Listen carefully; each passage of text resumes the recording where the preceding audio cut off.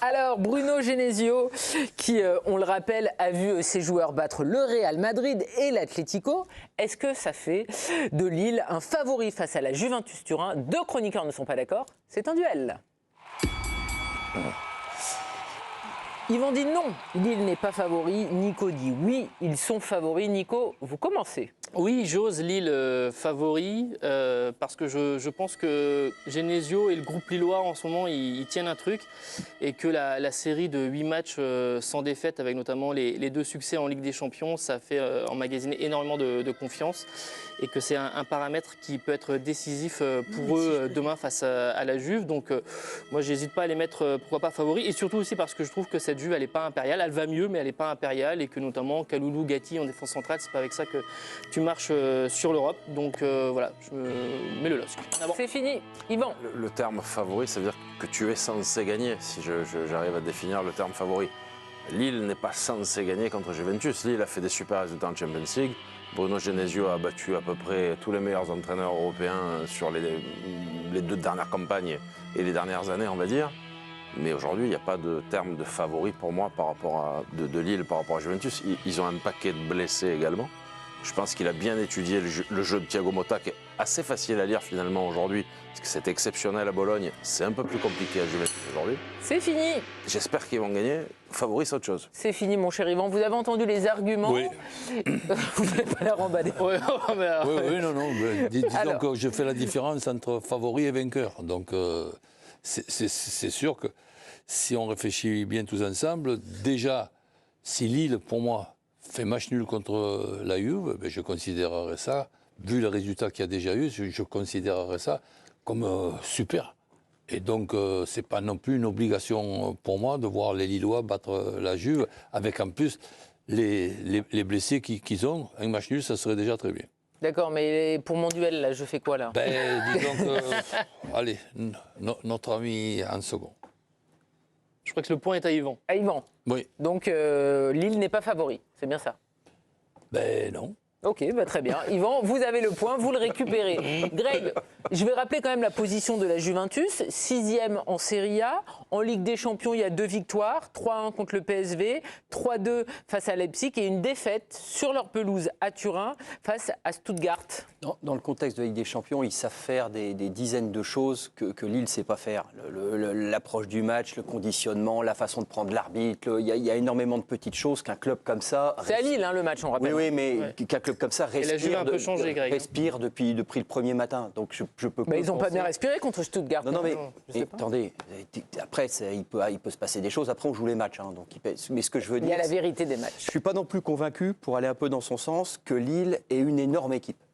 C'est-à-dire qu'ils sont à 110%, ils savent mettre tout ce qu'il faut y mettre, ils sont d'une concentration extrême ces soirs-là, ils donnent tout ce qu'ils ont à donner, mais je ne suis pas convaincu que ce soit une équipe de monstres. Ils ont un très bon entraîneur. Ils ont un très bon entraîneur. Et ils ont aussi un très bon gardien. Et ils ont un très bon cas de toutes les équipes. Et ils ont un très bon gardien qui rhabille les matchs dans un sens souvent qui leur est favorable.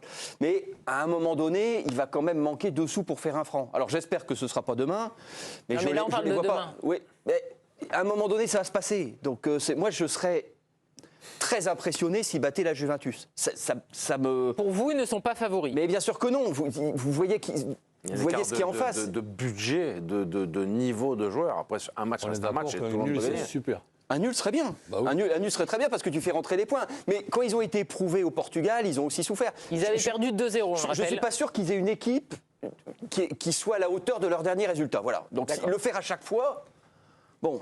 Non, mais cette question qu'on pose, là, sur 50 ans, on peut la poser, en fait. Jamais le LOSC sera favori face à la Juve. Quand si tu prends le... Ben non, mais... Oui, mais là, on parle de la Juventus actuelle. Bah oui, c'est pour ça. Et je pense que par rapport à ce qui se passe actuellement, c'est pas la Juve...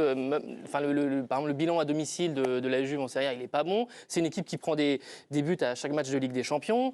Voilà, je trouve que, d'une façon générale, on a tendance à regarder un peu la Juve d'il y a encore 3-4 ans. Voilà, et qu'il y a un peu de différence. Mais Damien, est-ce qu'on regarde le nom ou est-ce qu'on regarde le contenu de la question pour la Juve? Forcément qu'on regarde le nom, parce que le nom sur la scène européenne, ça compte. Voilà, ça compte. Même si ça ne joue pas complètement, ça compte.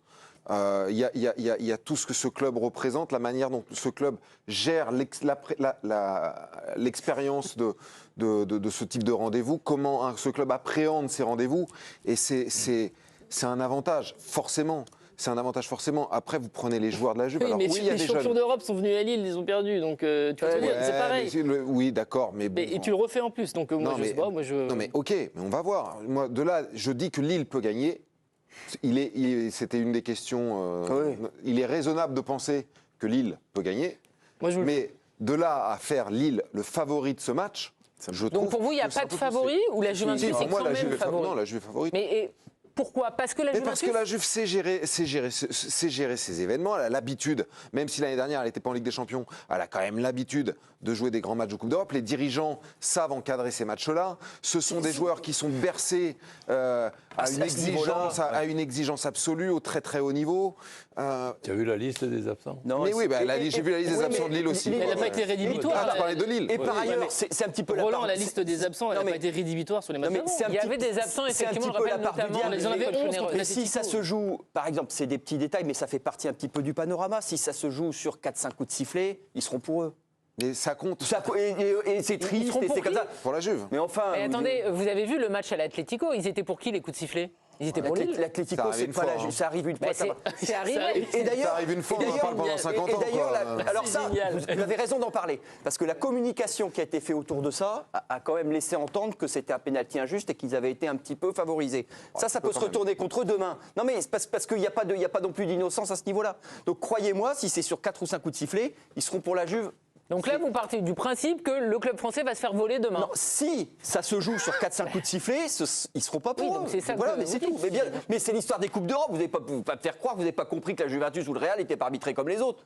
Mais- Je veux dire, on ne va pas faire semblant de le découvrir aujourd'hui quand même. Cette saison, on a vu, Non, mais j'ai je- l'impression, par exemple, des décisions qui étaient plutôt favorables à Brest en Ligue des Champions. Je crois que l'ogre brestois sur la Ligue des Champions, c'est assez récent. Contre qui? Brest, oui, Ouais, mais mais contre alors... qui? eh ben, Contre- Parce que si c'est contre le Sturm Graz ou. Mais Salzbourg a Oh, plus on dénigre pas, d'expérience. on dénigre pas, s'il vous plaît. Salzbourg a Non, mais plus ce que je veux dire, c'est que d'expérience. Sturm Graz ne pèse pas plus que Brest. Arrêtez, faites pas semblant de ne pas comprendre quand même. Et Salzbourg non plus. Mais Salzbourg, ils sont à la rue, ils prennent des. Même Zagreb et aller leur mettre une pipe chez eux. Non, mais je veux dire, à un moment donné. Et donc, face à l'Atlético de Madrid, c'est l'exception. OK. Coach, Oui. par rapport à ce il sait tout ça. qu'on a vu lors des deux matchs, ils ont battu le Real 1-0, ils ont tenu. Ils ont battu les Colchoneros sur leur pelouse, 3-1. Je veux dire, vous pensez que la baraka va s'arrêter en fait? Donc finalement, Bruno Genesio, il a raison qu'on se plaigne du fait qu'on parle de chance? Non, mais parler de chance en premier, non. Ouais, voilà. Mais ce qui se passe depuis le début de la saison, et quand je me rappelle la qualification contre le Slavia, bon, mais il y avait toujours les qualités de Genesio, les qualités des joueurs, mais Et c'est passé. disons que c'était vraiment passé limite. Et donc, j'insiste là-dessus. Un match nul contre la Juve, je trouve que ça serait un très bon résultat, compte tenu des résultats qu'il y a déjà eu. Vous le savez, nos téléspectateurs, évidemment, peuvent vous questionner. Il y a une question, Léna. Une question de JP26. Si Lille bat la Juve, pourra-t-on parler d'exploit? Je vous pose la question. Bah ouais. Ah bah oui, Bien sûr. Mais surtout qu'on mettra aussi les deux autres matchs. T'as la brochette avec l'état de brochette. À l'Atlético et la Juve. Ah bah, Mais sans la brochette, peut-être. qu'il Yvan, veut dire l'international. il y a déjà eu donc 2 matchs marquants pour Lille cette saison. Il y a eu la victoire contre le Real Madrid qui restait sur une série incroyable de matchs en défaite. On ne parlait pas d'exploit. Face à l'Atlético, on n'a pas parlé d'exploit. Et face à la Juve, on parle d'exploit. Je ne comprends plus. Expliquez-moi là. Contre Real Madrid, on n'a pas parlé d'exploit. Non. Je ne sais pas, j'ai pas lu tous les journaux, mais... Non, mais il y en a qui ont dit que ce n'était pas un exploit. Ah bah si, quand même, quand tu bats que Lille bat Real Madrid, c'est un exploit. oui. Après, c'est... Il y en a qui disaient que vu que c'était en phase de groupe, même si c'est des grandes poules maintenant, on ne peut pas parler d'exploit. Il y en a dont c'est le métier, il y en a dont c'est un hobby, le football. Donc je pense quand même que c'est un exploit. Donc, Quand il y a eu déjà eu 2 exploits. Après, c'est comment tu bats le Real Madrid. Et c'est là où Genesio il est bon, comme il s'est tapé Guardiola avec Lyon, comme il a battu Mourinho. Et c'est pour ça que c'est intéressant demain contre Motta, parce qu'il a battu Ancelotti il y a très peu de temps, et Diego Simeone. Donc il a à peu près gagné contre tous les gros entraîneurs qui ont des budgets plus importants que lui. La Juve, c'est coriace, il y a plus de régularité pour moi de la Juventus sur la Coupe d'Europe que Real Madrid qui de temps en temps peut être un peu moins là.